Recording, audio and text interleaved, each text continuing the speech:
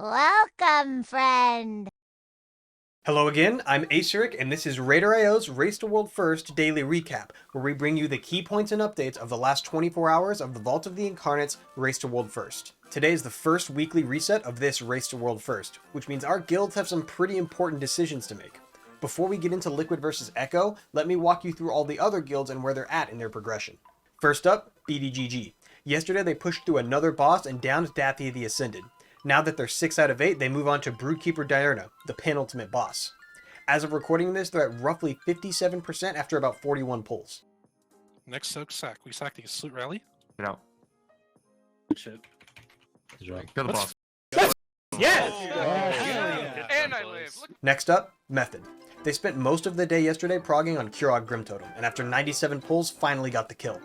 After that, they went back into more splits and actually didn't touch Broodkeeper Diurna. However, as of today, while recording this, they have started their early progression into the Dragon Mom. Oh. You just bump to the end. Yeah. I delete my character now. Instant Dollars is also working on Kurog Grim Totem, and after 35 pulls, have gotten him down to about 23%. Meanwhile, Skyline has downed Dathea the Ascended for a World 6th China 1st kill.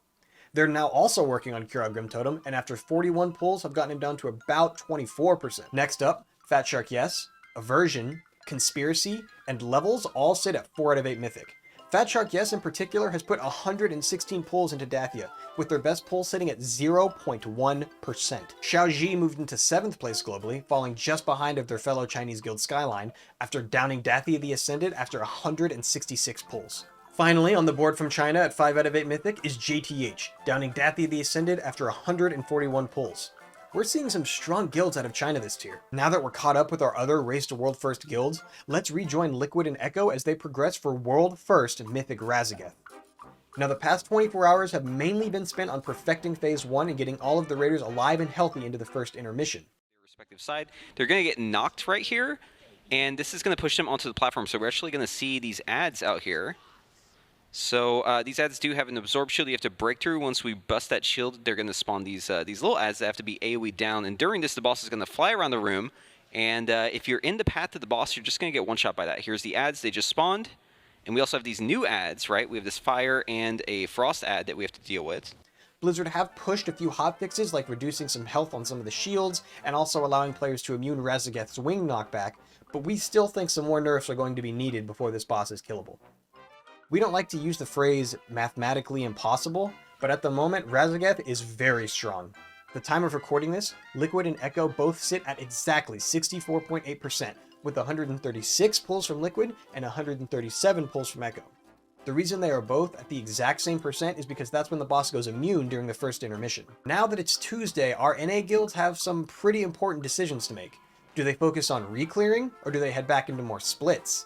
Now what they get in their vault will likely affect their decision, but our best guess is that they head right back into Mythic. Meanwhile, in the EU, this is the first raid tier where EU reset is a little bit earlier in the morning. So now Echo and Method have to wake up at 5 o'clock in the morning in order to catch up to the NA lead as quickly as possible.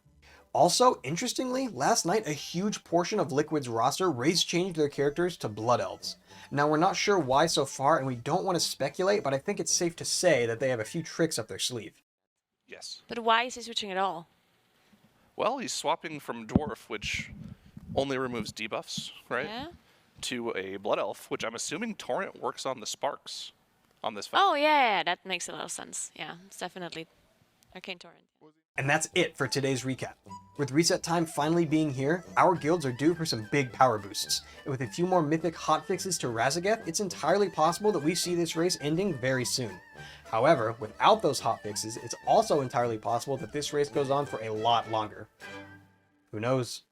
And as usual, for everything updates, breakdowns, and highlights, head on over to rio.gg/vault coverage and get everything you need to know in one place. Please. Not again. Moo, moo, moo, moo, moo, moo, moo, moo.